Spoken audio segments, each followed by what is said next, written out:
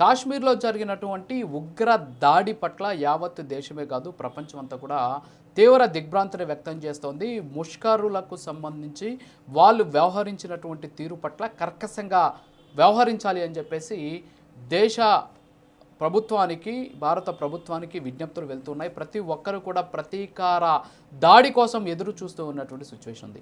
సరే, ఇవన్నీ కూడా పక్కన పెడితే అసలు పెహల్గాంకి సంబంధించినటువంటి ఉగ్ర దాడి ఎందుకు జరిగింది, అక్కడ ఉన్నటువంటి ఉగ్రవాదులు ఎందుకు టూరిస్టులనే టార్గెట్ చేసి చంపేశారు, అంతేకాకుండా టూరిస్టులను టార్గెట్ చేయడం వెనక ఉన్నటువంటి వ్యూహం ఏంటి, అసలు పెహల్గామ్లో అసలు ఏం జరుగుతుంది, సో ఇవన్నీ కూడా మీకు వివరించేటటువంటి ప్రయత్నం చేస్తాను.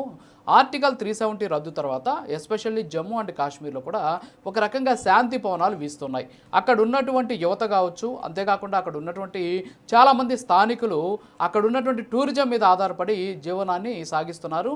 టూరిజం కూడా రోజు రోజుకి అభివృద్ధి చెందుతూ ముందుకు పోతుంది. ఎప్పుడైతే టూరిజం అక్కడ అభివృద్ధి చెందుతుందో అక్కడ ఉన్నటువంటి ప్రాంతంలో ఉన్నటువంటి స్థానికులకి, అలాగే ఆ ప్రాంతానికి సంబంధించినటువంటి యువతకి మంచి ఉద్యోగ అవకాశాలు, దీంతోపాటు ఉపాధి అవకాశాలు కూడా ఉన్నాయి. అంతేకాకుండా పర్ క్యాపిటల్ ఇన్కమ్ కూడా పెరిగినటువంటి సిచ్యువేషన్. దీంతోపాటు అక్కడ ఉన్నటువంటి పర్యాటకానికి సంబంధించినటువంటి డెవలప్మెంట్ జరుగుతుంది. అయితే అక్కడ ఉన్నటువంటి స్థానికులు, యువత అంతా కూడా ఈ టూరిజాన్ని నమ్ముకొని టూరిజం ద్వారా వస్తున్నటువంటి ఆదాయంతో చాలా శాంతివంతమైనటువంటి జీవితాన్ని కొనసాగిస్తున్నారు. అయితే ఇదే ఇక్కడ ముష్కరులకు కన్నుగుట్టింది. ఎందుకంటే అక్కడ ఉన్నటువంటి వాళ్ళు ఎప్పుడు కూడా కష్టాల్లో ఉండాలి.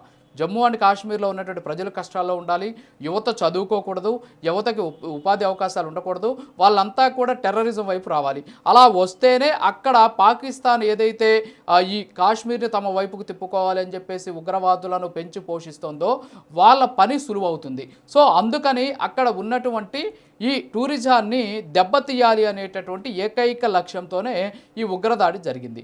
ఎందుకు టూరిస్టులనే చంపారు అంటే, ఫర్ ఎగ్జాంపుల్ మనం పూర్తి వివరాలు కానీ తెలుసుకుంటే, ఆర్టికల్ 370 రద్దు తర్వాత అంటే 2020 సంవత్సరంలో జమ్మూ అండ్ కాశ్మీర్కి 34,76,153 మంది టూరిస్టులు వస్తే 2024 నాటికి 2,37,00,000 మంది, అంటే దాదాపు 2 కోట్ల మంది 2020 నుంచి 25 మధ్య కాలంలో పెరిగారు. అంటే ఒక సంవత్సరములో దేశంలో ఉన్నటువంటి ఏ దర్శనీయ ప్రాంతానికి కూడా వెళ్ళనటువంటి సంఖ్యలో 2,37,00,000 మంది టూరిస్టులు జమ్మూ అండ్ కాశ్మీర్కి వెళ్ళారు. ఎస్పెషల్లీ ఒక్క కాశ్మీర్కే దాదాపు 40 లక్షల మంది కాశ్మీర్కి వెళ్ళినటువంటి పరిస్థితి. 41,000 మంది నుంచి దాదాపు 40 లక్షల మంది వరకు కూడా కాశ్మీర్లో టూరిస్టులు వెళ్ళి అక్కడ ఉన్నటువంటి ప్రాంతాలను సందర్శించినటువంటి సిచ్యువేషన్ ఉంది. సో ఎప్పుడైతే అక్కడికి వీళ్ళు పెరిగారో, ఎవరు టూరిస్టులు పెరిగారో, అక్కడ దాదాపుగా కూడా టూరిజం పెరిగింది. ఈ టూరిజం ఏ స్థాయికి పెరిగింది అంటే 12,000 కోట్ల పర్యాటక పరిశ్రమ ఏర్పడింది. అంటే 12,000 కోట్ల రూపాయలు కేవలం పర్యాటకం ద్వారానే అక్కడ ఆదాయం వస్తుంది. దీంతోపాటు ఆ రాష్ట్ర జీడిపిలో 7 నుంచి 8% పర్యాటకానికి సంబంధించినటువంటి వాటా ఉంది. అంటే అంత పెద్ద పాత్ర పోషిస్తోంది పర్యాటకం. అంతేకాకుండా 2030 నాటికి 25,000 కోట్ల నుంచి 30,000 కోట్ల రూపాయల వరకు కూడా ఈ టూరిజం ద్వారా డెవలప్ కాబోతుంది, టూరిజం ద్వారా ఆదాయం రాబోతుంది అని చెప్పేసి అంచనాలు వేసుకున్నారు. అయితే దీంతోపాటు అక్కడ ఉన్నటువంటి చాలామంది కూడా ఈ టూరిజం మీద ఆధారపడి బ్రతుకుతున్నారు. ఒక రకంగా చెప్పాలి అంటే దాదాపుగా 2.5 లక్షల మంది స్థానికులు టూరిజం బేస్ చేసుకొని బ్రతుకుతున్నటువంటి సిచ్యువేషన్ ఉంది. ఎస్పెషల్లీ అక్కడ హోటల్స్ కావచ్చు, అలాగే హౌస్ బోట్లు కావచ్చు, ట్యాక్సీకి సంబంధించినటువంటి సర్వీసెస్ కావచ్చు, గైడ్లు, హస్తకళలకు సంబంధించినటువంటి అంశాలు కావచ్చు. సో ఇవన్నీ కూడా అక్కడ ఉన్నటువంటి టూరిజానికి చాలా సపోర్టివ్గా ఉంటుంది. దాదాపు 2.5 లక్షల మంది టూరిజాన్ని నమ్ముకొని బతుకుతున్నారు. అయితే ఇప్పుడు అదే టూరిజాన్ని కానీ దెబ్బతీస్తే అక్కడ ఉన్నటువంటి 2.5 లక్షల మంది ఎవరైతే ఉన్నారో టూరిజాన్ని నమ్ముకొని బతుకుతున్నారో వాళ్ళంతా కూడా మళ్ళీ ఇబ్బందులు పడాలి. సో వాళ్ళకి ఉపాధి అవకాశాలు పోవాలి. సో ఉపాధి ఎప్పుడైతే పోతుందో వాళ్ళు కష్టాల పాలవుతారు. కష్టాలు పాలయ్యి ఏం చేయాలో తెలియక మళ్ళీ వాళ్ళందరినీ కూడా ఈ టెర్రరిజం వైపు లాక్కోవాలి. అక్కడ ఉన్నటువంటి ప్రజల జీవన విధానాన్ని సర్వనాశనం చేయాలి. అక్కడ ఉన్నటువంటి ప్రజలు ప్రశాంతంగా బ్రతకకూడదు. ఇదే పాకిస్తాన్ టార్గెట్. అంతేకాకుండా ఇదే అక్కడ ఉన్నటువంటి ముష్కరుల టార్గెట్.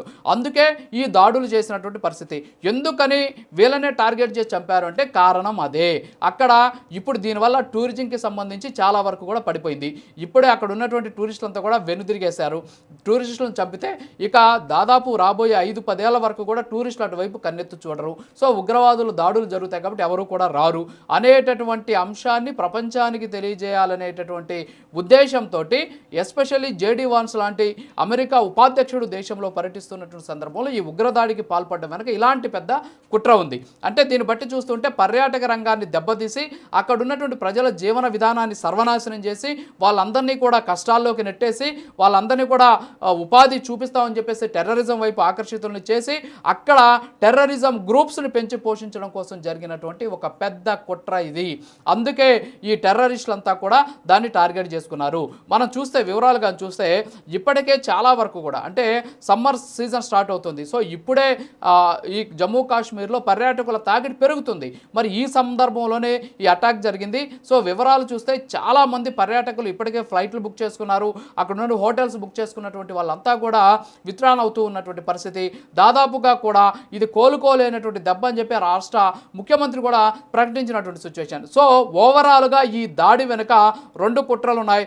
ఒకటి అంతర్జాతీయంగా ఏదైతే జమ్మూ అండ్ కాశ్మీర్లో శాంతి పవనాలు వీస్తున్నాయి, అక్కడ చాలా ప్రశాంతంగా ఉంది అనేటటువంటి ప్రచారం జరుగుతుందో నిజం అదే అయితే ఆ నిజం కాదు, ఇక్కడ అల్లకొల్లలో జరుగుతుంది, ఎప్పుడు కూడా జమ్మూ అండ్ కాశ్మీర్ ప్రశాంతంగా లేదు అని అంతర్జాతీయ సమాజానికి తెలియజేయాలనేటువంటి ఉద్దేశంతో ఈ దాడి జరిగితే, రెండవది వచ్చేసి అక్కడ ఉన్నటువంటి ప్రజలను తీవ్ర ఇబ్బందులు పెట్టి వాళ్ళకు ఉన్నటువంటి ఉపాధి అవకాశాలు కోల్పోయేలాగా చేసి టూరిజాన్ని దెబ్బతీసి అక్కడ ఉన్నటువంటి ప్రజలకు అసలు జీవితం మీద ఎలాంటి ఆశలు లేకుండా చేసి వాళ్ళందరినీ కూడా టెర్రరిజం వైపు నడిపించాలి, వాళ్ళంతా కూడా సుఖమైనటువంటి జీవితం నిర్వర్తించకూడదు అనేటటువంటి ఒక ఉద్దేశంతోనే ఈ దాడి జరిగింది అనేది ఇక్కడ మనకు స్పష్టంగా తెలుస్తుంది. ఖచ్చితంగా దీనికి చర్యకు ప్రతిచర్య ఉంటుంది.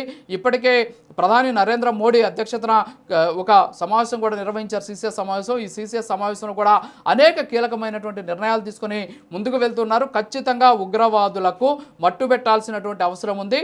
అంతేకాకుండా జమ్మూ అండ్ కాశ్మీర్లో పూర్వపు పరిస్థితులు రావాలి. అంతేకాకుండా టూరిజం ఎట్టి పరిస్థితుల్లో కూడా అక్కడ దెబ్బతినేందుకు లేదు. టూరిజం ఎప్పుడైతే దెబ్బతింటుందో అక్కడ మళ్ళీ టెర్రరిజం అనేది ఒక రకంగా మహావృక్షంగా పెరిగేటటువంటి అవకాశాలు ఉన్నాయి.